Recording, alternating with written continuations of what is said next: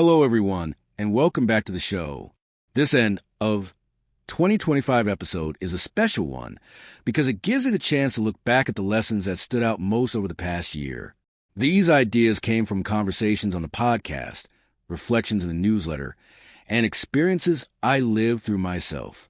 Before we begin, I want to express sincere gratitude. Thanks to your support, Modern Wisdom ranked as the 8th largest podcast in the world on Spotify this year. Seeing that was surreal, humbling, and deeply motivating. So thank you for listening, sharing, and believing in the work. As the year closes, it's also the perfect time to pause and take stock. An annual review helps you extract lessons, notice patterns, and set meaningful goals.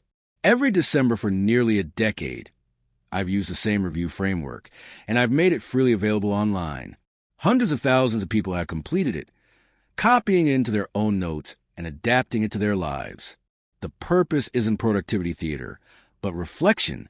It helps you understand what mattered, what didn't, and what direction you want to move toward next year. That review process was built by borrowing the best insights from thinkers I admire and combining them into one simple system, along with lessons learned the hard way. It's designed to create clarity rather than pressure. You revisit memories, identify themes, and decide what deserves more attention going forward. This act of reflection sets the tone for intentional growth rather than drifting into another year by default.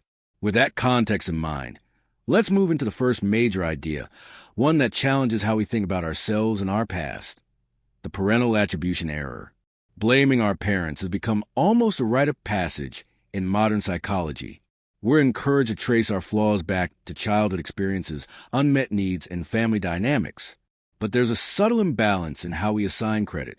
We often attribute what's broken in us to our upbringing, while claiming our strengths as personal achievements. This mirrors the fundamental attribution error, where we explain our own mistakes by circumstance but judge others by character. It's an uneven way of understanding cause and effect, and it distorts how we see both ourselves and our parents. We externalize what hurts and internalize what works. If you're anxious, you point to neglect. If you're disciplined, you call it self-made.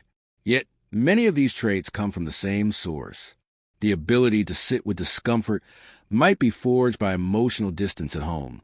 Ambition may grow from pressure that once felt overwhelming. A fear of failure can coexist with meticulous standards and refusal to do mediocre work. The same environment that shaped your wounds often shaped your strengths, even if the process was painful. Consider how often we highlight one side of the ledger. You may say you weren't praised enough, and that damaged your self-worth. But that absence might also fuel your drive to outperform everyone else. You might avoid conflict because your home was loud and volatile, yet that same background could sharpen your emotional awareness and de-escalation skills. Hyperindependence might trace back to mistrust, but also builds adaptability and calm under pressure. These are not contradictions. They're paired outcomes. Many traits we criticize in ourselves are simply strengths pushed too far or developed without guidance. Like a sword, they're useful but double-edged. Precision can cut through resistance, but mishandled, it can wound the wielder. The solution isn't to discard the tool, but to learn how to hold it properly. Most qualities worth having carry risk. Sensitivity enables empathy, but invites hurt. Drive creates achievement, but courts burnout. Understanding this duality allows for maturity instead of resentment. The truth about personality is messy. Wounds and gifts often share the same root. Confidence can emerge as a defense against dismissal. Self-reliance may grow from necessity rather than choice. Even relentless ambition can be powered by fear of inadequacy. It's easier to frame ourselves as victims of bad parenting than to accept a complicated inheritance. Saying they hurt me is simpler than admitting they shaped me in ways I'm still untangling. Culture often rewards blame more than nuance. This perspective doesn't excuse abuse or neglect. It simply asks for honesty. If you draw a straight line from childhood to your flaws, you should also trace that same line to your strengths. If your parents are villains for what went wrong, they're also contributors to what went right. Owning this complexity doesn't minimize pain, it integrates it. It replaces one-dimensional narratives with a fuller picture of how you became who you are, for better and worse. Much of our development isn't purely environmental anyway. Genetics play a massive role. You didn't just inherit circumstances, you inherited predispositions. Change those inputs, and you wouldn't be you. A different combination would produce a different person entirely. This fragility of existence highlights how arbitrary identity can be. Tiny differences in timing or biology alter everything. That realization can feel unsettling, but it also invites compassion for yourself and others, recognizing how much lies outside conscious control. When people online blame parents for anxious attachment, low self-esteem, or emotional dysregulation, it's often only half the story. Those same people usually carry traits they're proud of that grew alongside the struggle. Obsession can produce mastery. Sensitivity can deepen creativity. Comfort with solitude may enable independence, yet complicate intimacy. The connection between these outcomes isn't always obvious, but they often stem from the same origin. Life rarely hands us isolated traits. It gives us bundles. That brings us to the next lesson. Advice hyper-responders. Advice doesn't reshape us evenly. Instead of correcting imbalance, it often exaggerates what's already there. Those who least need guidance absorb it most intensely, while those who need it most barely register it.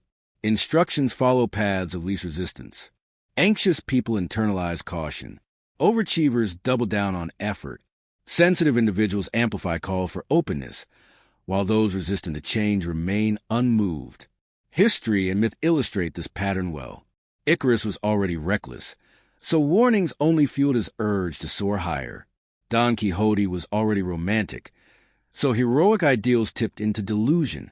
Even the Buddha's early asceticism nearly destroyed him before he recognized the need for balance. Advice filtered through existing traits becomes distortion. It confirms fears and flatters self-images. The anxious hear proof they're too much. The insecure hear confirmation they're never enough. Good advice misapplied can be worse than bad advice. The receptive overdose while the resistant abstain. Self-improvement spreads like alcohol, not medicine. The disciplined become rigid, the sensitive more fragile, the responsible more burdened. The solution isn't more information, but discernment, not discovery, but knowing when to stop listening.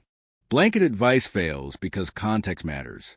Without understanding behavior, guidance risks reinforcing the very problems it aims to solve. This year reinforced how flawed one-size-fits-all advice can be. Some fundamentals help most people, like sleep, moderation, and social connection. But directives like work harder or open up more depend entirely on who you are and what you already do. Advice that confirms your biases feels good, but often pushes you further out of balance. Growth comes from noticing when guidance seduces you because it aligns with your fears, not because it's truly corrective.